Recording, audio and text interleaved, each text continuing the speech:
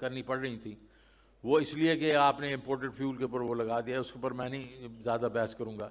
उसकी वजह से जो कैपेसिटी पेमेंट्स हम पे कर रहे थे, तो इनफ्लोज जो थी वो 450-500 अरब की थी शुरू के बीच में, जो 2018 में 19 में, उसको मतलब 100 अरब से कम पे लेके आ गए हमाद अजहर साहब।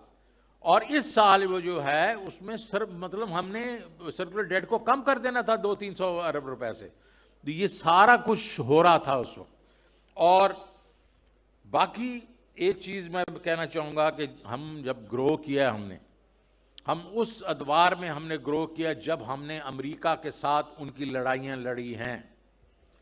अयूब खान ने सिएटो सेंटो में हमें घुसेड़ दिया, और आपको मालूम है U2 जब गिराया गया था रूस के अंदर, तो उन्होंने हमारे बड़ा बेर के ऊपर क्रॉस लगा दिया था।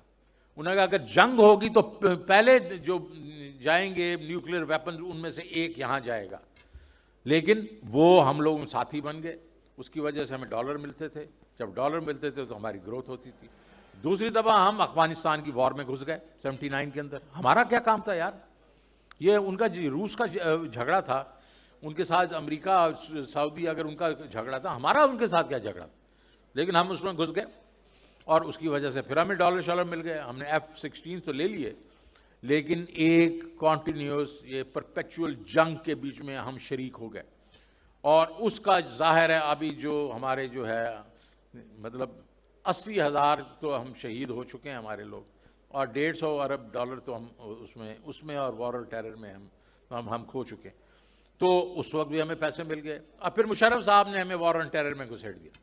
तो इन सारे अदवार में हमारी जो है ग्रोथ वो 5 से 6%, 6.5% भी गई है। उसके अलावा सिर्फ इमरान खान साहब की जो आखिरी 2 साल, याद है कि पहला साल तो IMF ने हमें गिराया, दूसरे साल में कोविड आया, तीसरे और चौथे साल में ग्रोथ रेट 5.74 और 6%, ये 17 साल में सबसे ज्यादा ग्रोथ रेट था GDP का। उसके बाद जो एग्रीकल्चर का ग्रोथ रेट सबसे ज्यादा था, इंडस्ट्री का ग्रोथ रेट सबसे ज्यादा था, और सर्विसेज का ग्रोथ सबसे ज्यादा था। हाईएस्ट एक्सपोर्ट्स थी, 32.5 बिलियन की एक्सपोर्ट्स हमने की एक साल में, 28% बढ़ाया, रिकॉर्ड ग्रोथ थी। उसके बाद highest ever remittances 31 billion dollar, ये कहां छोड़ के गए थे 19.5 बिलियन पे, ये 31 बिलियन पे चले गए।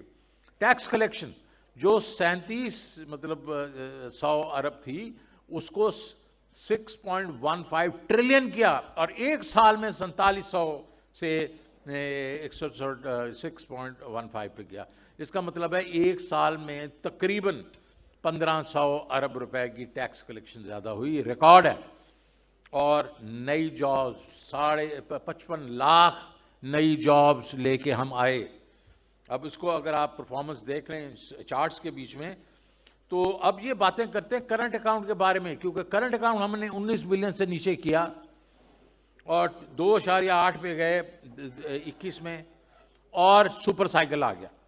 जब सुपर साइकिल आया तो सिर्फ 4 अगर उसमें आइटम्स ले लें, तेल, खुर्दनी तेल, कोयला और वैक्सीन, ये अगर आप निकाल दें उसमें से जो उसमें इंक्रीज हुआ है, तो 3 बिलियन डॉलर की सिर्फ करंट अकाउंट ग्रोथ है।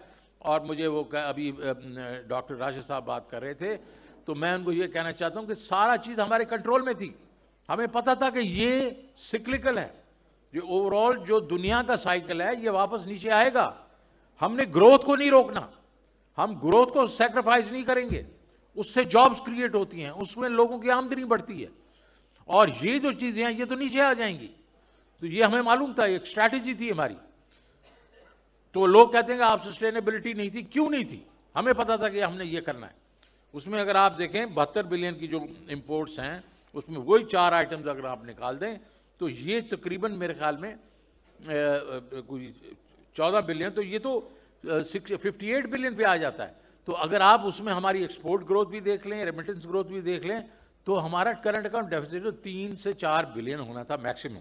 अब रिजर्व्स को देख लें कि हमने जो रिजर्व लिए थे वो 9.8 पे, और मार्च के बीच में हमारे रिजर्व से 16.4 बिलियन डॉलर, 16.4 बिलियन डॉलर का आज क्या है 5.7 बिलियन। और मैं हमाद साहब को बार बार कह रहे थे 8 महीने, हमाद साहब इनका 9वां महीना भी ख़त्म हुआ है, ठीक है जी, तो इनके 9 महीने भी हो गए। तो अभी इन 9 महीनों में जो इन्होंने हमें कारकर्दगी दिखा दी है वो आपके सामने है। और आप देखेंगे एक्सपोर्ट्स 32.5 और मतलब as a percent of GDP भी बहुत हमारी ठीक काम हो गया। अब आईएमएफ के बारे में ये कहते हैं कि ये सस्पेंड करके चले गए, कोई सस्पेंशन नहीं थी यार। हमने तो फरवरी में पैसे लिए इनसे 2 या 3 फरवरी को, और ये हमारे दिसंबर के नंबर्स के ऊपर 7वां रिव्यू हो रहा था और उसके तो हमारे आशा पाशा ने खुद कहा है कि जी दिसंबर के नंबर बिल्कुल ठीक थे। और उसके बाद मार्च में नेगोशिएशन हमारी चल रही उनसे और वो बिल्कुल हमारी नेगोशिएशन चल रही थी। तो ये कहना कि सस्पेंड हो गया और उसके ऊपर ये सहारा ले रहे हैं कि हमें ब्लेम करेंगे, तो ये बिल्कुल स्क्रैप। और ये कहना बंद कर दें, ये अपनी नालायकी की वजह से। क्या नालायकी थी ये मैं पहले बता देता हूं, उसके बाद मैं चलूंगा कि भाई इन्होंने क्या किया। उसके बाद इन्होंने आते ही वो इनका एक जो माशाल्लाह पीएचडी जो अपना इनका फाइनेंस मिनिस्टर था, वो बड़ा अच्छा आदमी है वैसे तो हमें, लेकिन मेरे ख्याल में वो ज्यादा ही एग्जूबरेंट हो गया। जब उसको वो ओहदा मिला दूसरी दफा तो उसने एक तो थोड़ा सा इनसिक्योर था क्योंकि उसका एक बड़ा बैठा हुआ था लंदन में जो उसको प्रेशर देता था हर वक्त। तो उसने कहा मैं ऐसा खेल खेलूं जिससे जो है कि मेरी पॉपुलैरिटी। भाई तुम जो कह रहे हो कि फिस्कल डेफिसिट जो है वो 10% हो जाएगा, 9 महीनों में 2.6 ट्रिलियन का फिस्कल डेफिसिट है, ये तुम्हारे अपने नंबर बता रहे हैं आपका इकोनॉमिक सर्वे में, और 3 महीनों में वो 6.4 ट्रिलियन हो जाएगा, मतलब 3.8 ट्रिलियन बढ़ जाएगा। ये तुमने किस बेसिस पे बात की?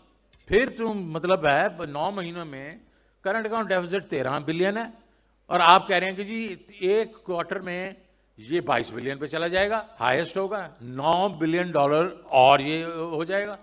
मार्केट्स जो हैं वो एकदम अनसेटल हो गई। बैंकों ने कहा हो अगर इन्होंने 3,3800 अरब रुपया बोरो करना है हमारे से 3 महीनों में, रेट्स एकदम ऊपर चढ़ गए। उसके बाद करंट अकाउंट के न्यूज़ के ऊपर रुपया गिरना शुरू हो गया और देखते ही देखते आपके जो रेट हम छोड़ के गए थे कि साढ़े, वो भी आखिरी दिन ही वो गवर्नर साहब ने बढ़ा दिए, वो कुछ 11.25 तो एकदम 15.5-16 और मार्केट के बीच में 17% के रेट्स कोट होना शुरू हो गए। स्टॉक मार्केट गिर गई, रुपया जो है एकदम गिरना शुरू हुआ। हम 178 पे छोड़ के गए थे, आपको मालूम है रुपया एकदम 200, 210, 220 और एक वक्त में तो 250 पे भी चला गया था। तो इनकी वजह से जब उन्होंने आईएमएफ ने देखा कि ओहो ये तो ये कह रहा है, फाइनेंस मिनिस्टर कह रहा है, तो उन्होंने एकदम वो पीछे हट गए। उन्होंने कहा अच्छा जनाब अब आप हमें जब तक बताएंगे नहीं कि ये नंबर्स क्या हैं तो हम उस वक्त तक आपको और पैसे नहीं देंगे।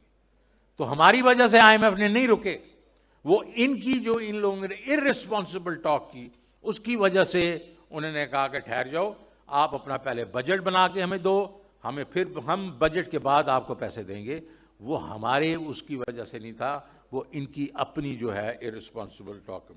अगर हम अब देखते हैं कि पीडीएम जब आई अप्रैल में तो उन्होंने क्या किया, उन्होंने जो मैंने आपको बताया कि इन्होंने रेट्स बढ़ा दिए, एक्सचेंज रेट गिर गया, डॉलर्स गिरना शुरू हो गए, ये एलसीआई नहीं खोल रहे थे, उसकी वजह से अभी आप देखें महंगाई जो है वो जो आपकी सीपीआई है वो 25% पे चली गई, 27 पे गई, अभी 25.2% पे है, और एसपीआई जो 45% पे चली गई। बिजनेसेस बंद होना शुरू हो गई, एग्रीकल्चर का बेड़ा गर्क हो गया। तो अब आपकी जो 6% मैं टेबल चेंज करता हूं उसकी, वो इस साल मैं प्रिडिक्ट कर रहा हूं नेगेटिव होगी। ये तो कह रहे हैं 1-1.5% है, नहीं, ये नेगेटिव ग्रोथ होगी, क्योंकि अगर आपकी अभी आगे मैं नंबर्स बता रहा हूं, अगर लार्ज स्केल मैन्युफैक्चरिंग जो है वो 7.5%, 7.8% नेगेटिव है नवंबर में, तो वो किधर से अब अगर मैन्युफैक्चरिंग ही नेगेटिव है एग्रीकल्चर तो पहले ही नेगेटिव है, फ्लड्स भी आ चुके हैं। ये कहां से पॉजिटिव ग्रोथ दिखाएंगे आपको? हाँ जी, आप अगर देखें एक्सपोर्ट्स, आप देख एक्सपोर्ट्स पीक करके 3.1 बिलियन पर मंथ, अब एक्सपोर्ट्स तकरीबन 2.2 पे आ चुकी है। आप देखेंगे ये और गिरेगी, क्योंकि टेक्सटाइल जो कि 64% है आपकी एक्सपोर्ट इंडस्ट्री का, वो बंद हो रही है। 15 लाख आदमी जो है बेरोजगार हो गया टेक्सटाइल इंडस्ट्री से, बाकी इंडस्ट्रीज बंद हो रही हैं। तो कहां से आप जो है वो एक्सपोर्ट्स जो है उसको पॉजिटिव करेंगे? और इसने आपने देखा कि पिछले महीने वो नेगेटिव हो गई हैं, 9% तो वैसे ही नेगेटिव हो गई। आपकी रेमिटेंसेस नेगेटिव हो गई हैं, क्योंकि आपके जो हैं वो 3 रेट्स हैं। और जो ये जो रेमिटेंसेस क्या हैं, ये रेमिटेंसेस जो हैं ये वर्कर्स अपने घर गृहस्थी के लिए पैसे भेजते हैं। ये इन्वेस्टर नहीं भेज रहा आपको पैसे, ये पाकिस्तानी वो भेज रहे हैं जो अपने घर गृहस्थी के लिए भेजते हैं। उसको अगर $200 पे 8,000 रुपए का अगर फर्क आ रहा है तो वो बैंकों के थ्रू क्यों भेजेगा? तो क्या हो रहा है पिछले 3-4 महीनों में? आपके रेमिटेंसेस गिर रही हैं, आपका हवाला के थ्रू पेमेंट ज्यादा हो रही हैं, जिसका आपको कोई फायदा नहीं हो रहा। आपका इन्फ्लेशन मैंने आपको बता दिया, रिकॉर्ड है। उसके बीच में आटा, इलेक्ट्रिसिटी, पेट्रोलियम, ये खाने पीने की चीजें 44 रुपए पे जनाब ले फी किलो जनाब मैं छोड़ के गया था मार्च के बीच में। आपका प्याज एक बेसिक चीज है, आटा एक बेसिक चीज है, प्याज 230 रुपए पे है। ये गरीब लोग जो हैं अपने गांव वाले, वो आपने एक रोटी पे वो मक्खन थोड़ा लगा के प्याज के साथ रोटी खाते हैं। आपने उनकी जो कीमत बढ़ा दी अगर 44 रुपए से और वो 230 रुपए हो गई है, तो किसी का तो पेट कट रहा है ना इस वक्त। इसी तरीके से अगर टमाटर ले लें, घी ले लें, दालें दे दें, इनमें 100 से 200% का फर्क है। ओवरऑल तो आपकी एसपीआई जो है वो 30-32% पे बढ़ी है, लेकिन अगर आप स्पेसिफिक आइटम्स देखें तो वो बहुत ज्यादा बढ़ गए हैं। मैं हर हफ्ते 1.5 घंटा लगाता था, सारों के साथ बात करता था कि ये इनकी कीमतें कहां हैं एसेंशियल्स की। पूरे 9 महीने में 2 दफा इन्होंने मीटिंग की है, तो कोई इनको फिक्र नहीं है आम आदमी का। जब मैं किया करता था और असद उमर साहब किया करते थे तो पता चलता था कि डिस्ट्रिक्ट टू डिस्ट्रिक्ट जो फर्क होता था, हम उनको डंडा मारते थे, भाई तुम सरगोदा में और फैसलाबाद में जो फर्क है। तो वो जाहिर है कि हमें एहसास था गरीब लोगों का, उसकी वजह से हम करते थे। पूरे 9 महीने में दो दफा मीटिंग्स हुई। तो उससे हुआ ये है कि ये कीमतें बिल्कुल खत्म, और आपके फॉरेन एक्सचेंज रिजर्व जो हैं 16.4 बिलियन से 5.7 पे आ गए हैं। और अभी भी ये खतरा ये है क्योंकि $600 मिलियन की अभी इन्होंने एक उसकी दुबई के बैंक को पेमेंट करनी है, अभी मेरे ख्याल इसी हफ्ते या 10 दिन में। ये आप देखेंगे और भी नीचे चले जाएंगे, बिकॉज इनफ्लोज हैं ही नहीं, इनफ्लोज रुक गई हैं। ये आपको जो बताया सलमान शाह साहब ने, क्रेडिट रिस्क की वजह से ये कमर्शियल बैंक से पैसे नहीं ले सक रहे, ये जाके उसके बाद बॉन्ड फ्लोट नहीं कर सक रहे, ये सकूक फ्लोट नहीं कर सक रहे। और मैं अभी दुबई गया हुआ था तो मुझे लोगों ने बताया कि जो ये कॉन्फर्मेशन चार्जेस होते हैं, और शायद आज समझते हो, जब हमारी एलसी खुलती है तो उसके ऊपर बार वाला बैंक जब कहता है हाँ हम गारंटी कर रहे हैं, वो कोई आधा % से वो बढ़ के अब तकरीबन 6 से 11% हो गए हैं। अगर आप $100 का आप बैरल तेल ले रहे हैं तो उसके ऊपर 10% वो एडिशन है जो आपको और हमें ये पे करना पड़ रहा है। क्रेडिट रेटिंग आपने देख ली, गिर गई। पहले तो उन्होंने डाउनग्रेड किया, नेगेटिव किया, और उसके बाद गिरा दिया। और हमने क्या कहा, इनको वापस लाना पड़ेगा वरना मैं इनको अपनी जबान सिखाऊंगा। अरे भाई तेरी क्या जबान है भाई, आपकी क्या जबान है? क्रेडिट रेटिंग एजेंसी जो हैं वो किसी की जबान नहीं समझते, वो एनालिसिस करते हैं, उस बेसिस पे वो आपको आपकी रेटिंग करते हैं। तो उन्होंने तो अभी कुछ चेंज नहीं किया। और मैंने तो अनएम्प्लॉयमेंट की बात भी कर दी। रुपी डिप्रिसिएशन में 3 इस वक्त हमारे रेट्स हैं, 226 जो इन्होंने ऑफिशियल रखा हुआ है वो है बैंकों को ये कहते हैं भाई जितने तुम्हें एक्सपोर्ट के पैसे मिलेंगे या रेमिटेंस के, उसके अगेंस्ट जो तुम एलसी खोल सकते खोलो, बाकी तुम डिफर करो। बाकी एक एक्सचेंज कंपनीज का अलग रेट है और हवाले का अलग रेट है। हवाले का रेट इस वक्त 260 के पे चल रहा है। प्रोविंसेस को पैसे रोक दिए, इस 125 अरब आज आपको तैमूर झागड़ा साहब ने बता दिया होगा, वो उन्होंने रोका हुआ है। और इसी किस्म से पंजाब की पेमेंट्स भी रुकी हैं, और जो CDS है वो आपको सलमान शाह साहब ने बता दिया है। अब जो मैंने बताया आपको कि इन्होंने जो है LCs वगैरह रोक दी हैं, इस वक्त हमारे ख्याल में कोई तकरीबन 5-1 बिलियन डॉलर की गुड्स की LCs और जो सर्विसेज की जो है पेमेंट्स वो रुकी हुई हैं। और IMF के साथ ये है कि IMF ये कह रहा है कि भैया आपका पहले ही 6 महीनों में जो आपका जो डेफिसिट है वो आपके टारगेट से डबल है, और हमारा बाय द वे 500 अरब रुपए का था डेफिसिट, इनकी अपनी फिगर्स बता रही हैं, और अब वो 12.5 हो गया। तो अगर आप देखेंगे तो हमारे रिजर्व जो थे वो कहाँ थे, 16.4 बिलियन, अब ये 6.1, तो अभी इस हफ्ते जो आया वो 5.7 है। इन्फ्लेशन मैंने बता दिया, एक्सपोर्ट्स की बात कर ली, रेमिटेंसेस गिर रही हैं। उसके बाद लार्ज स्केल मैन्युफैक्चरिंग को आप देखें ना, कहाँ थी मार्च में और कहाँ गिर गई है अभी, इस वक्त कहाँ है। आगे चलते हैं।